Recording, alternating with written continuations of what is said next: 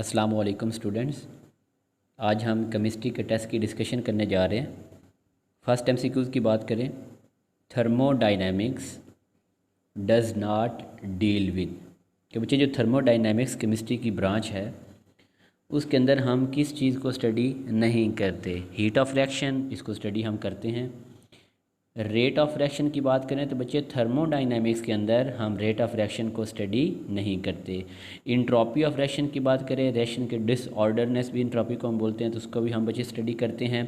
Spontaneity of reaction के reaction spontaneous है, non spontaneous है, तो बच्चे उसका भी हम जो है वो स्टडी करते हैं। लेकिन थर्मोडाइनमिक्स के अंदर हम रेट ऑफ रिएक्शन को स्टडी नहीं करते। तो बच्चे राइट ऑप्शन कौन सा होगा? B is the right option. Next MCQs की बात करें, if an endothermic reaction is allowed to take place very rapidly in air then the temperature of the surrounding air will become। अब बच्चे देखें, endothermic वो रिएक्शन होता है कि जिसके अंदर हीट क्या होती है? एब्जॉर्ब होती है। अब अगर कॉन्टीन्यूसली एंडोथर्मिक रिएक्शन होगा तो उसमें जो हीट एब्जॉर्ब होनी है बच्चे, वो हीट कहाँ से आएगी? वो सराउंडिंग से आएगी।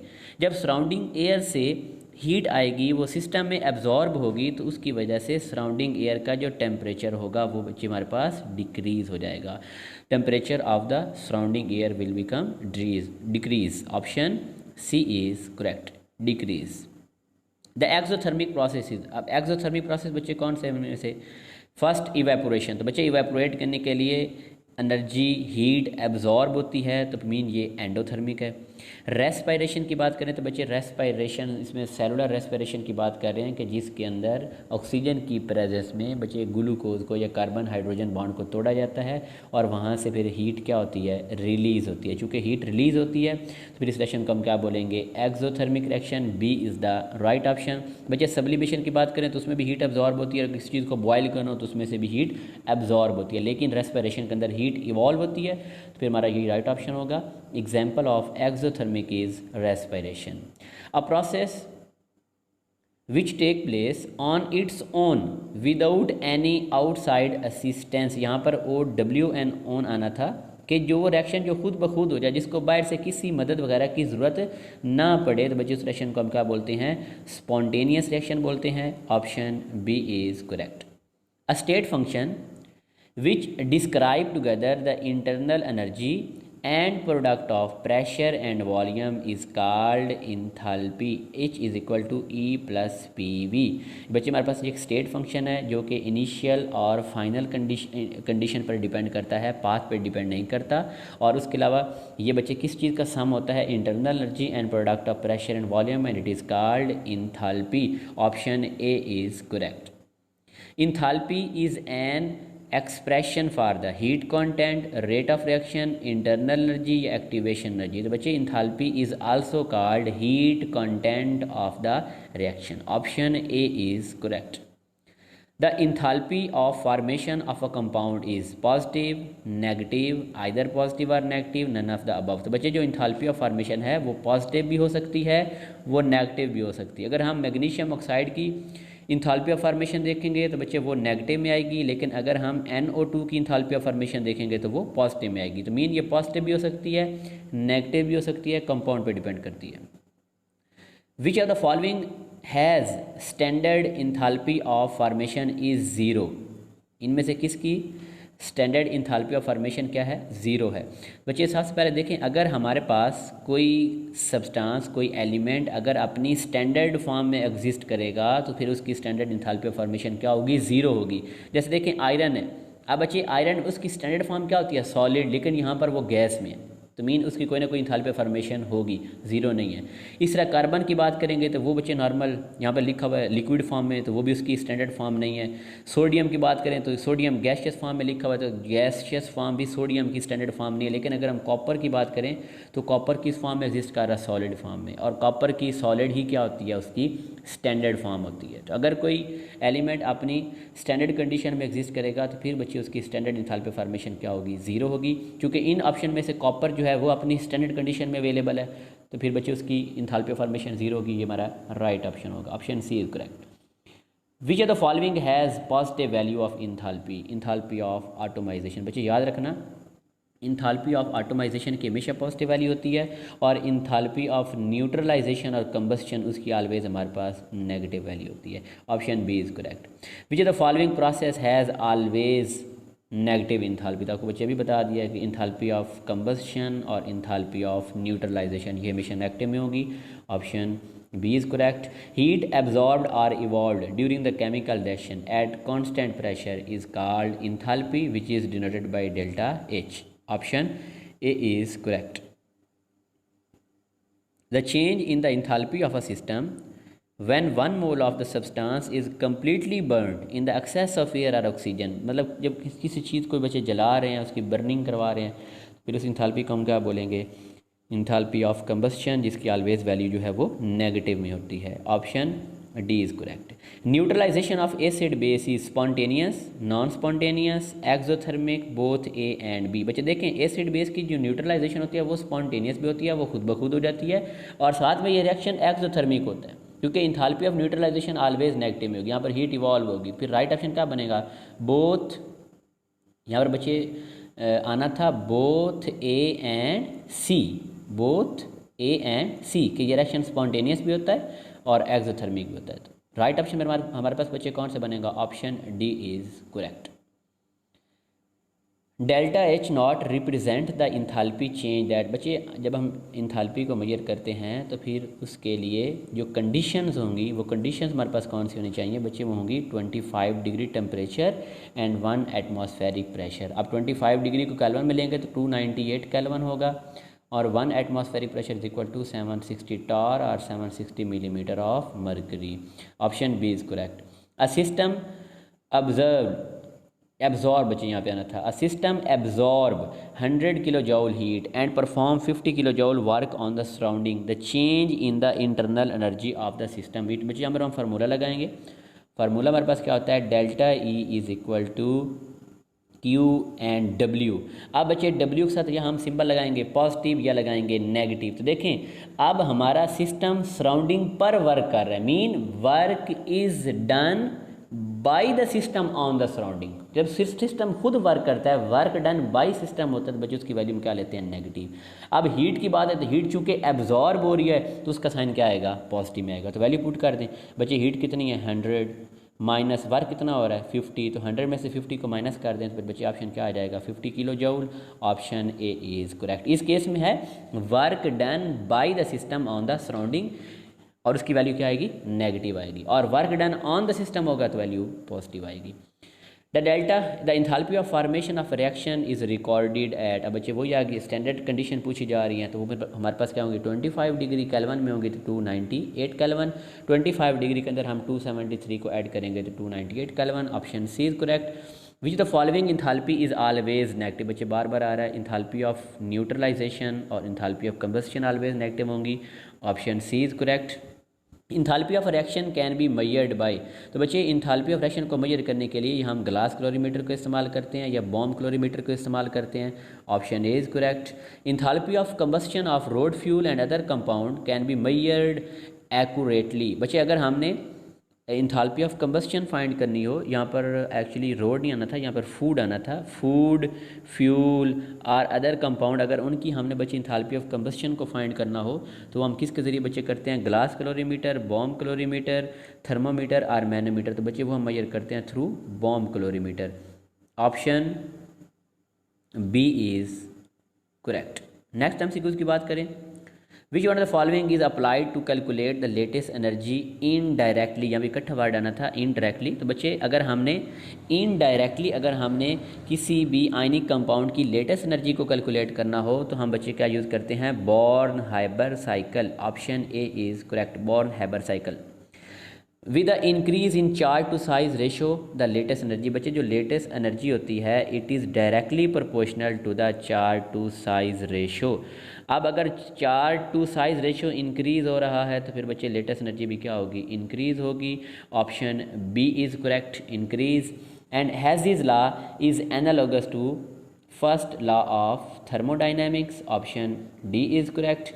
The heat of combustion of ethane is -337 kilocalories at 25 degrees Celsius, and the heat of reaction when 3 gram of ethane is burn completely. देखें बच्चे, जब हमारे पास इथेन थी, इथेन का फार्मूला क्या होता है बच्चे, C2H6। इसका पहले मैस निकालें, कार्बन बच्चे 2 हैं तो 6 2 सॉरी 12 होता है कार्बन का, तो 12 2 24, 24 प्लस 6 30। हाँ जी, मीन अगर हमारे पास 30 ग्राम होंगे इथेन के 30 ग्राम होंगे तो तब उसकी इंथाल्पी ऑफ कंबस्शन कितनी है, 337। अब हमने कैलकुलेट करनी है 3 ग्राम के लिए, तो मैस बच्चे 10 टाइम क्या हो रहा है, कम हो रहा है, तो फिर उसकी जो हीट रिलीज़ होनी है वो भी 10 टाइम क्या हो जाएगी, कम हो जाएगी। जब 10 को डिवाइड करेंगे तो आंसर क्या आ जाएगा, 33.7 किलो कैलोरीज। फिर बच्चे राइट ऑप्शन क्या बनेगा, option C is correct, -33.7 kilo calories. Next MCQ देखें, अ स्पॉन्टेनियस प्रोसेस। बच्चे जो स्पॉन्टेनियस प्रोसेस हमारे पास होता है वो यूनिडायरेक्शनल होता है, रियल होता है और इरिवर्सिबल होता है। ये तीनों बातें बार बार रिपीट हो रही हैं। फिर हम कौन सा ऑप्शन पर टिक करेंगे, all of the above. Next MCQ की बच्चे बात करें,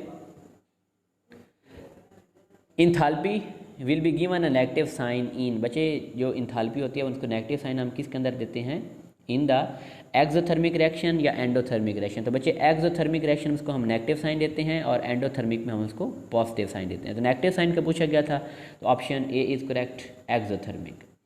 reaction reactant have high energy than the product in, exothermic, endothermic, photochemical या एंड में फिर वही एंडोथर्मिक लिखा। तो बच्चे देखें, अगर हमारे पास रिएक्शन एक्सोथर्मिक होगा तो फिर रिएक्टेंट की एनर्जी प्रोडक्ट की एनर्जी से ज़्यादा होगी, और अगर हमारे पास रिएक्शन एंडोथर्मिक हो तो फिर बच्चे जो हैं प्रोडक्ट, फिर उनकी एनर्जी ज़्यादा होगी और रिएक्टेंट की कम होगी।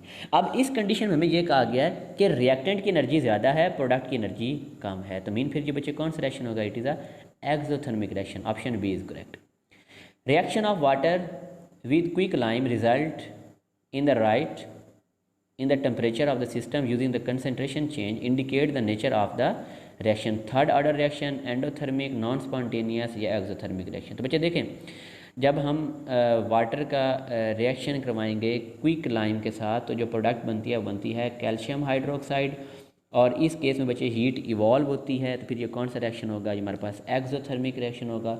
Right option is D, D is the right option, exothermic reaction.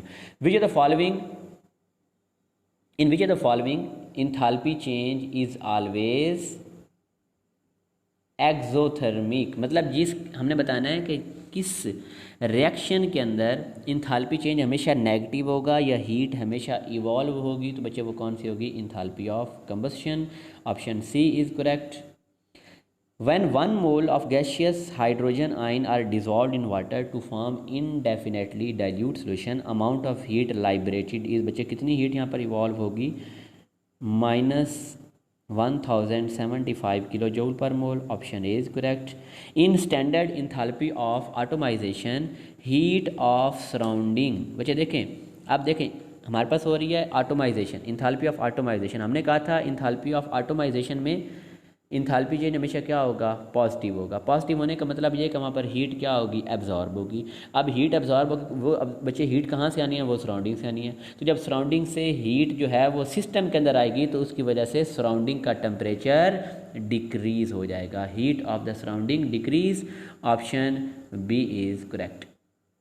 The ionization energy of hydrogen atom is, बच्चे हाइड्रोजन एटम की अगर हम आयोनाइजेशन एनर्जी की वैल्यू की बात करें तो कितनी होती है, 13.31 kilo joule per mole, 1313.31 kilo joule per mole, option C is correct. Enthalpy is measured at, बच्चे अगेन MCQs आ गए, इंथाल्पी को हम मेजर करते हैं 298 kelvin and 1 atmospheric pressure, option B is correct.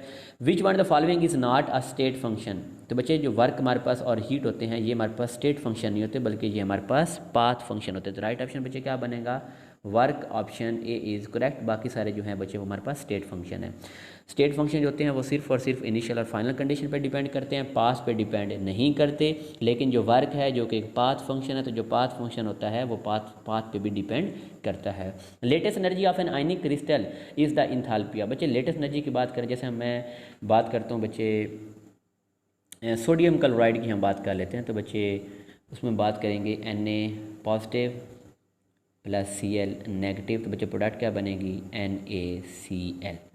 तो एक्चुअली जो लेटेस्ट एनर्जी है वो क्या है, enthalpy of formation. Option D is correct. The thermal energy at constant pressure is called enthalpy. Option A is correct. Born Haber cycle is use to determine the lattice energy of, और बच्चे born Haber cycle के जरिए हम determine करते हैं ionic solids की lattice energy. Option C is correct. 1 calorie is equal to, बच्चे 1 calorie equal होती है 4.18 joule. Option B is correct. Oxidation state of carbon atom in glucose, बच्चे ग्लूकोज C6H12O6। अब कार्बन के एटम कितने हैं 6, हम इसकी ऑक्सीडेशन नंबर को एक्सपोज करते हैं प्लस आ जाएं। बच्चे हाइड्रोजन कितने एटम हैं 12, एक कितनी होती है +1। ऑक्सीजन कितने एटम है 6, एक कितनी होती है -2। और इनका सम किसके बराबर होगा, क्योंकि न्यूट्रल है तो सम किसके बराबर होगा 0 के बराबर होगा। तो फिर बच्चे यहाँ पर हमारे पास क्या आ जाएगा 6x +12 -12 इज इक्वल टू 0। तो ये दोनों कट जाएंगे, तो 6x is equal to 0, 6 multiply हो रहा है इधर आकर डिवाइड हो जाएगा, तो 0/6, तो आंसर क्या आ जाएगा बच्चे 0 आ जाएगा। मीन इस केस में कार्बन का ऑक्सीडेशन स्टेट बच्चे क्या होगी वो 0 होगी। Option D is correct. In which of the following substance sulphur exhibit the highest oxidation state, बच्चे पहला तो S8 है, ये अपनी फ्री स्टेट में, तो यहाँ पर उसकी वैसे ही ऑक्सीडेशन स्टेट क्या होगी 0 होगी। इसमें बच्चे अगर हम इसमें चेक करें तो इसके अंदर सल्फ़र की बच्चे हमारे पास जो ऑक्सीडेशन स्टेट होगी वो हमारे पास होगी +4 सेकंड वाले के अंदर, और 2 ऑक्सीजन है तो उनकी -4 होगी। अगर मैं थर्ड वाले की बात करूं तो बच्चे इसके अंदर देखें 2 क्लोरीन है तो -2, 2 ऑक्सीजन है तो -4, तो फिर सल्फ़र क्या होगी +6 होगी। फिर बच्चे यही हमारा राइट ऑप्शन होगा। Option C is correct. SO2Cl2 इसमें सल्फ़र का जो ऑक्सीडेशन स्टेट है बच्चे वो +6 है। Apparent charge on an atom in molecule, बच्चे जो अपेरेंट चार्ज मॉलिक्यूल के अंदर होता है एटम के ऊपर उसे हम क्या बोलते हैं, उसका बच्चे ऑक्सीडेशन नंबर बोलते हैं। Option B is correct. Apparent charge on an atom of an element in a molecule or in ion is called oxidation number and it may be positive, negative, 0 or fraction, बच्चे all of the above। Oxidation state positive भी हो सकती है, negative भी हो सकती है, 0 भी हो सकती है और फ्रैक्शन में भी हो सकती है। The reaction that take place at anode and cathode, बच्चे आपको मैंने वर्ड बताया था CR, C mean cathode, R mean reduction, कि कैथोड पे हमेशा क्या होगी रिडक्शन, तो फिर बच्चे एनोड पे हमेशा क्या होगी ऑक्सीडेशन। फिर बच्चे हमारे पास यहाँ पर राइट ऑप्शन क्या बनेगा, वहाँ पर पहले क्या लिखा हुआ है एनोड, तो फिर एनोड के ऊपर क्या होगी ऑक्सीडेशन और कैथोड पे क्या होगी reduction respectively. Option A is correct. The electrolysis product of molten NaCl, बच्चे जब molten NaCl fused NaCl use करेंगे, क्योंकि यहाँ पे वाटर यूज़ हो नहीं रहा, तो फिर जो बच्चे जो प्रोडक्ट बनेगी वो सोडियम और क्लोरीन गैस ही बनेगी। Option A is correct. The cathodic reaction in electrolysis of dilute H2SO4 with platinum electrode, बच्चे आपको अभी बताया CR कैथोड, तो कैथोड हमेशा क्या होगी रिडक्शन होगी। Option A is correct. The product produced at the cathode when aqueous sodium chloride is electrolysed, बच्चे कैथोड की बात करते हैं तो कैथोड पे कौन जाता है कैटाइन जाता है। कैटाइन हमारे पास यहाँ पर 2 तरह के होंगे, एक Na पॉजिटिव होगा और एक H पॉजिटिव होगा। अब कैथोड पे होनी बच्चे क्या है रिडक्शन होनी है, तो जिसका रिडक्शन पोटेंशियल ज़्यादा होगा उसकी पहले जाके रिडक्शन हो जाएगी। तो चूँकि H+ जो हाइड्रोजन होती है बच्चे इसका रिडक्शन पोटेंशियल सोडियम की निस्बत ज़्यादा होता है, तो पहले हाइड्रोजन जाएगी कैथोड पे जाएगी, इलेक्ट्रॉन को एक्सेप्ट करेगी, उसकी रिडक्शन होगी, तो फिर कैथोड पे कौन सी गैस रिलीज होगी हाइड्रोजन गैस रिलीज होगी। Option A is correct.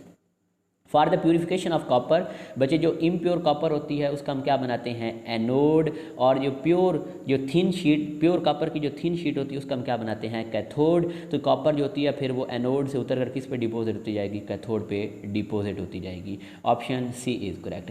Cell potential depends upon, तो बच्चे सेल का जो पोटेंशियल होता है वो temperature, concentration of ion, nature of electrolyte सब पे डिपेंड करता है। फिर हम राइट ऑप्शन करेंगे all of the above. When an element is in contact with 1 molar aqueous solution of its own ion at 298 Kelvin temperature, then the potential is called standard electrode potential. Option B is correct. Next बच्चे MCQ देखें, the working for she.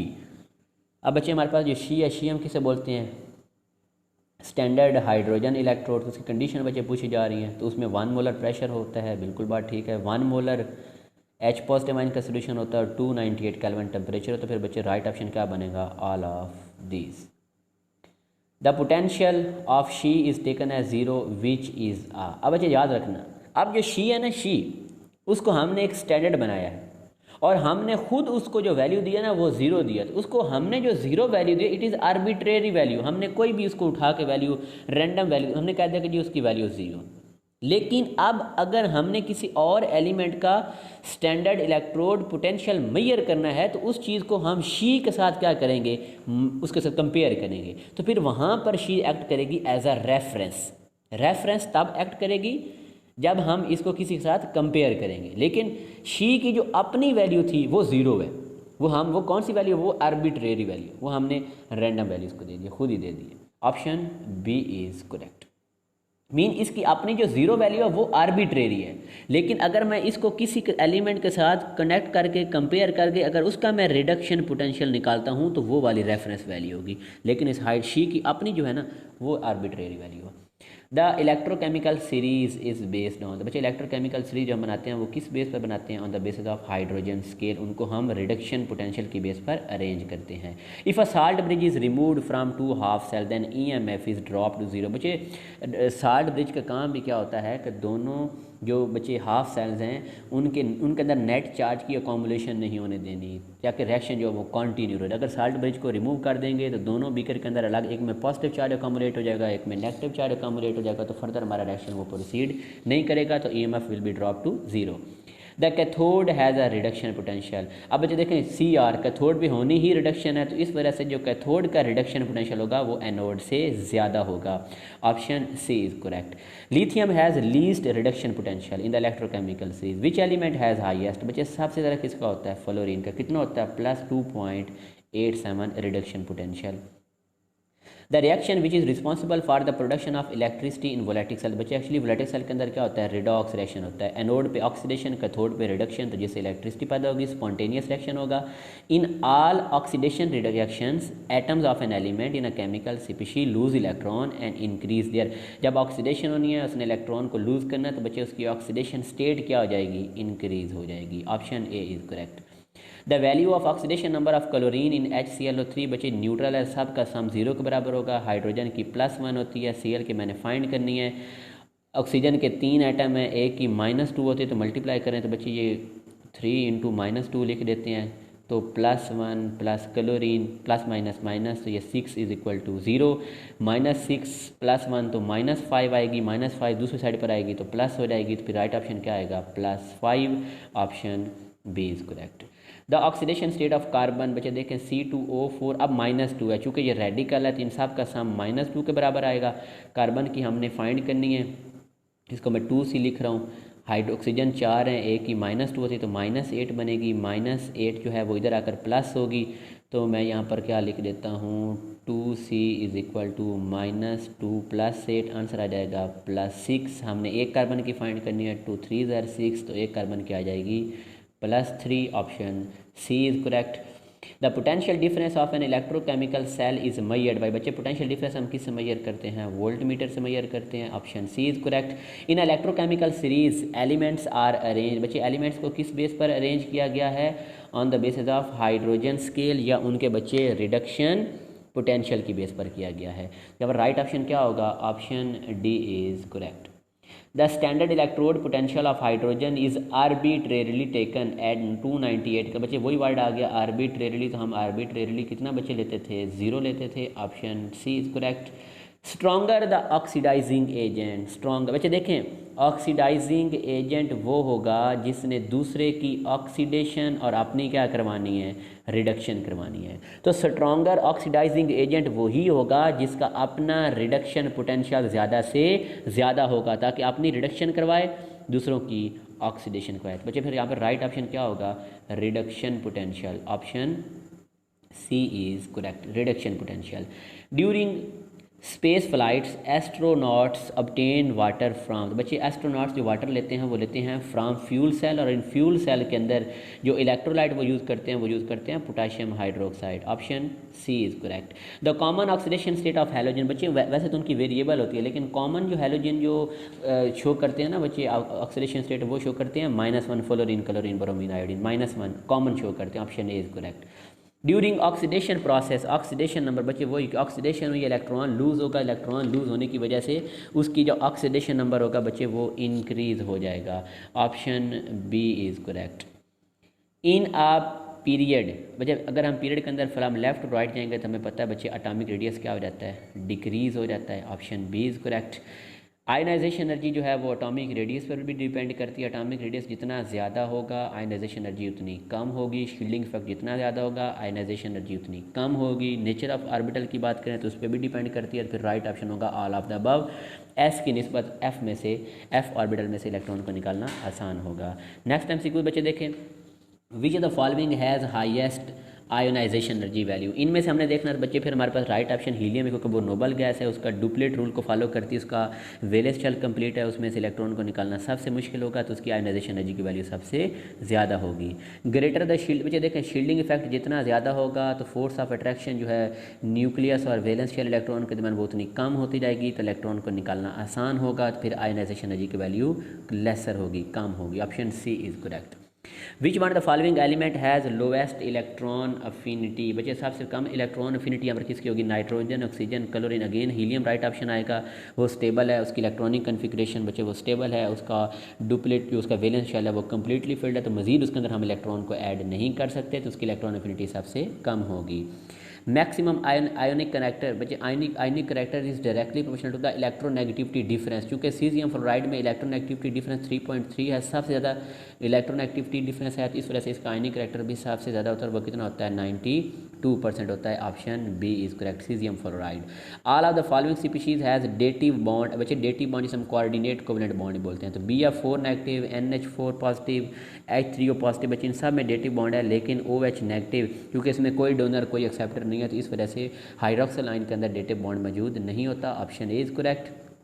Coordinate covalent bond is present in nitride ion, hydronium ion, chloronium ion या all of the above. तो बच्चे देखें hydronium जो ion होता है उसमें कोऑर्डिनेट कोवेलेंट बॉन्ड मौजूद होता है। कैसे हम स्ट्रक्चर ड्रा कर लेते हैं बच्चे, ये वाटर है, ऑक्सीजन का पता है आपके पास 2 लोन पेयर होते हैं, साथ में H पॉजिटिव आएगा, उसका वैलेंस जो शेल है वो बच्चे बिल्कुल एम्प्टी है, तो अपनी ऑक्सीजन 1 लोन पेयर इसको डोनेट करेगी, तो H3O पॉजिटिव हाइड्रोनियम आयन बन जाएगा, तो फिर उसमें कौन सा बॉन्ड होगा बच्चे, कोऑर्डिनेट कोवेलेंट बॉन्ड होगा। Option B is correct.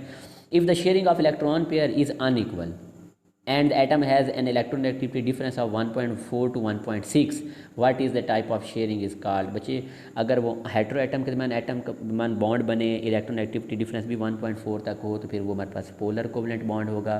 Option B is correct. Which molecular geometry is not possible for AB4, बच्चे AB4 में फिर हमारे पास 3 कैटेगरीज रहती है। एक होती है 4+0 जिसमें चारों को चारों सिग्मा बॉन्ड हो, कोई लोन पेयर ना हो, तो बच्चे वो हमारे पास होते हैं टेट्राहेड्रल, इसको काट दें। दूसरी कैटेगरी होती है 3+1 जिसमें हमारे पास बच्चे जो 3 बॉन्ड पेयर होते हैं, एक लोन पेयर होता है, इनकी ज्योमेट्री हमारे पास क्या होती है, ट्राइगोनल पायरामिडल, इसको भी काट दें। तीसरी कैटेगरी होती है 2+2 की जिसमें बच्चे 2 बॉन्ड पेयर होंगे, 2 लोन पेयर होंगे, तो उनकी ज्योमेट्री क्या होती है, एंगुलर होती है। तो मीन AB4 कैटेगरी के अंदर किसी की ट्राइगोनल प्लेनर नहीं होगी। ऑप्शन ए इज़ करेक्ट, ये AB3 के अंदर होगी। विच the following species has lone pair of electron on the central atom, बच्चे CH4 कार्बन, चारों बॉन्ड चारों इलेक्ट्रॉन यूज़ हो रहे हैं, कोई लोन पेयर नहीं है।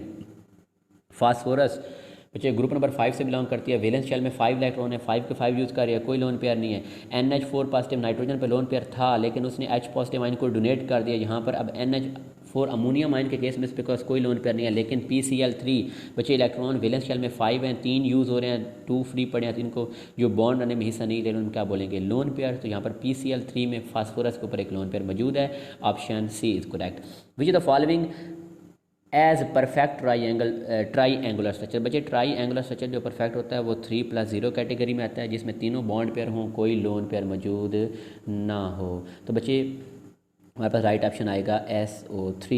अगर SO3 का यहाँ पर हम स्ट्रक्चर बच्चे ड्रा करें तो बच्चे इसमें सल्फर और ऑक्सीजन के आते हैं double bond, and double bond behave as a single bond. बच्चे हमारे पास इसकी शेप जो है वो कौन सी बनेगी, ट्राईएंगुलर बनेगी। Option D is correct. And to end overlapping of, बच्चे अगर एंड टू एंड ओवरलैपिंग होगी तो कौन सा बॉन्ड बनेगा, सिग्मा बॉन्ड बनेगा, साइड बाई साइड होगी तो पाई बॉन्ड बनेगा। Option is correct. The process in which orbitals of different energy and shape mix with each other to give equivalent orbital and this process is called the hybridization. Next बच्चे MCQs की बात करें। In ground state the unpaired electron in carbon 1s2, बच्चे 2s2, 6 electron होते हैं ना, तो 2px1, 2py1 और बच्चे 2pz, फिर इसका एम्प्टी होगा। तो आप खुद सोचें बच्चे कि फिर इसके जो अनपेयर्ड हैं वो कितने हैं बच्चे ऑर्बिटल, वो 2 हैं, 2px1, 2py1। Right option is 2, option B is correct. The central atom which may not follow octet rule while forming covalent bond. तो बच्चे जो फास्फोरस है, जब ये PCl5 फास्फोरस पेंटाक्लोराइड मालिक्यूल बनाता है तो उस केस में ये ऑक्टेट रूल को फॉलो नहीं करता। Option C is correct.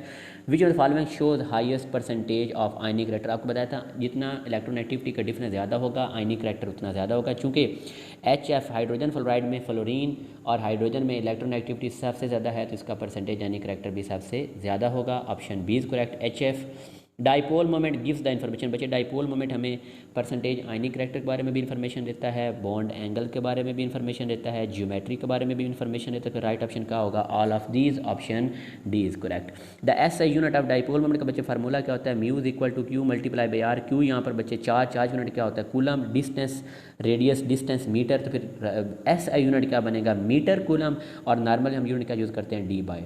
Option C is correct, metre coulomb. Maximum dipole moment is possessed by H2O, H2S, carbon monoxide से। बच्चे जहाँ क्योंकि पानी वाटर जो है वो पोलर है तो उसका डाइपोल मोमेंट बच्चे यहाँ पर वो सबसे ज़्यादा होकर वो कितना होता है, 1.85 होता है। Option A is correct. What is the exact value of angle in BF3। बच्चे आपको बताया था BF3 ये बच्चे 3+0 कैटेगरी में आएगी, तो बच्चे ये हमारे पास ट्राईएंगुलर शेप होगी और एंगल कितना होगा, फिर 120 डिग्री का होगा। Option D is correct. The shape of carbon dioxide molecule is similar to. बच्चे देखें कार्बन डाइऑक्साइड की बात करें तो बच्चे उसकी हमारे पास ये शेप बनती है लीनियर, और हमें पता है कि BeF2 उसके केस में भी कौन सी बच्चे शेप बनती है, लीनियर, दोनों की सेम है। Option D is correct, BeF2 दोनों की लीनियर होती है।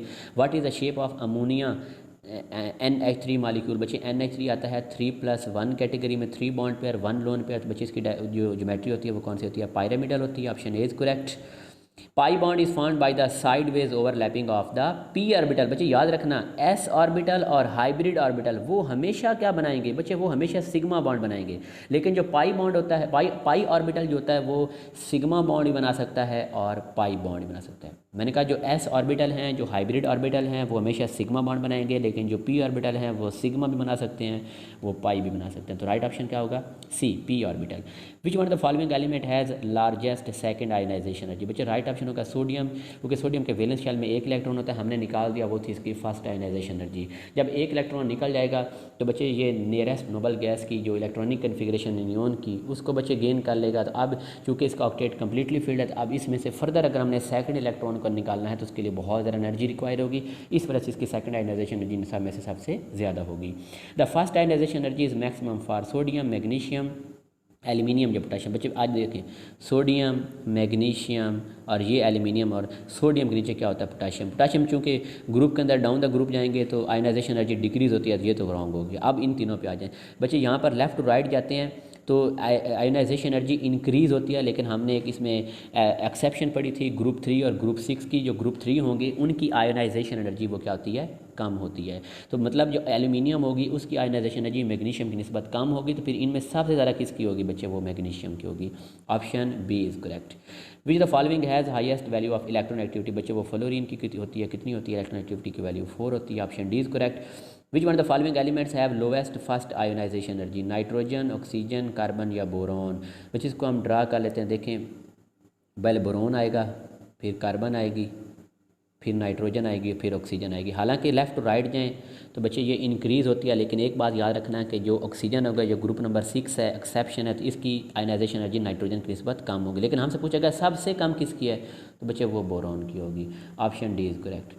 नेक्स्ट MCQ बच्चे देखें, what will be the shape of a molecule which contain 2 sigma bond and 1 loan. बच्चे मतलब 2 बॉन्ड पेयर हों, 1 लोन पेयर हों, तो बच्चे ये 2+ हमारे पास 1 कैटेगरी आएगी, और जो 2+1 कैटेगरी हमारे पास होती है What will be the shape of molecule which contain 2 sigma bond and 1 lone pair? Linear, trigonal, bipyramidal, tetragonal या बच्चे ये इनमें से आई थिंक टाइपिंग मिस्टेक हो गई है। यहाँ पर आना था वी शेप, या जिसको हम बेंट भी बोलते हैं, बेंट शेप, जो वाटर जो बच्ची हमारे पास होगी किसका, हाँ SnCl2 के अंदर होगी, मतलब 2 बॉन्ड पेयर हूँ, 1 लोन पेयर हो, तो बच्चे बेंट शेप होती है। Option B is correct. The elements for which the value of ionization energy is low, बच्चे जिनकी आयोनाइजेशन एनर्जी की वैल्यू लो होगी वो आसानी से अपने इलेक्ट्रॉन को लूज़ कर सकते हैं। Option D is correct. The formation of ionic bond electronegativity difference should be more than the 1.7. Option C is correct. Which one the following molecule is zero dipole moment, बच्चे देखें zero dipole moment वो होगा जो non polar होगा, चूँकि BF3 के case में इसके तीनों जो बॉन्ड होते हैं दूसरे को डाइपोल कैंसिल कर देते हैं, इस वजह से इसका डाइपोल मोमेंट जीरो होता है, ये नॉन पोलर होती है। राइट ऑप्शन क्या होगा, B BF3। Which one the following hybrid orbital has maximum s character, तो बच्चे वो SP के अंदर होगा, कितना होगा 50% होगा। Option C is correct. Which one the following has zero, again बच्चे रिपीट हुआ BF3। And among the following molecule which one has coordinate covalent bond, तो बच्चे इनमें से कोऑर्डिनेट कोवेलेंट बॉन्ड होगा कार्बन मोनोऑक्साइड के अंदर। Option B is correct.